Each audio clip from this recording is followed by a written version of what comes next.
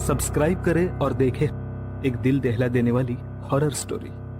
बिना घबराए bell icon press करना ना। कहानी ब्रह्मांड की सकारात्मक और नकारात्मक ऊर्जाओं के रहस्यमयी खेल को दर्शाती है। अनंत, संभव, रिद्धि और सुहानी चार ऐसे दोस्त हैं जो पैरानॉर्मल एक्टिविटी पर शोध करते हैं और आत्माओं को केवल एक नकारात्मक ऊर्जा का रूप मानते हैं।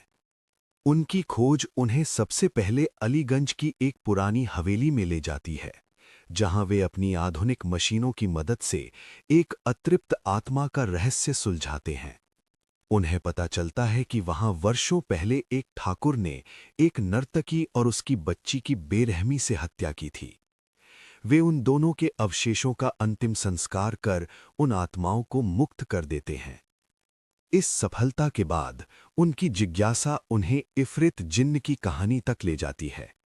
रिद्धि को चांदपुर की मोर वाली हवेली में एक वर्जित पुस्तक के होने का पता चलता है। वहां पहुंचने पर उन्हें एक नक्काशीदार आईने के पीछे एक गुप्त पुस्तकालय मिलता है, जहां से वे उर्दू में लिखी उस प्राचीन पुस्तक को निकाल लाते हैं।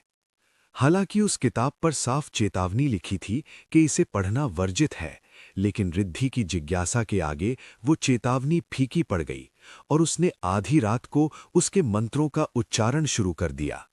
मंत्रों के प्रभाव से छलावा नाम की एक भयानक नकारात्मक शक्ति जागृत हो जाती है, जो इंसान की बुद्धि भ्रष्ट कर उसे भ्रम के जाल में फंसा देती है। सुहानी को अचानक अपना कमरा एक भयानक जंगल की तरह दिखने लगता है, जहां उसे खौफनाक आदिवासी और अपनी ही सहेली रिद्धि खून से लथपथ दिखाई देती है। छलावा उसे विश्वास दिला देता है कि उसके दोस्तों की जान लेने, बलि देने से ही वो इस जाल से बाहर निकल पाएगी। इसी खौफनाक भ्रम के वश में होकर सुहानी अनजाने में रिद्धि की हत्या कर देती है और इसी तरह अनंत भी इस भयानक शक्ति की बलि चढ़ जाता है। तभी उनके प्रोफेसर को खतरे का आभास होता है और वे सुहानी के घर पहुंचते हैं। दरवाजा तोड़कर अंदर घुसते ही वे देखते हैं कि सुहानी और संभव बदहवास और बेहोश पड़े हैं।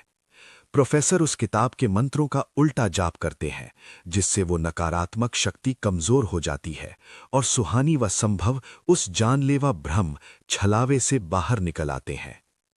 अंत में अपने जिगरी दोस्तों को खोने के गम में सुहानी और संभव अपना शोध हमेशा के लिए छोड़ देते हैं। वो शैतानी किताब प्रोफेसर की लाइब्रेरी में ही सुरक्षित रखती जाती है।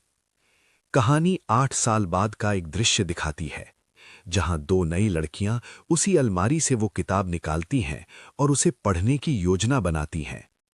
ये अंत इस बात का संकेत है कि खौफ का ये चक्र दोबारा शुरू होने वाला है।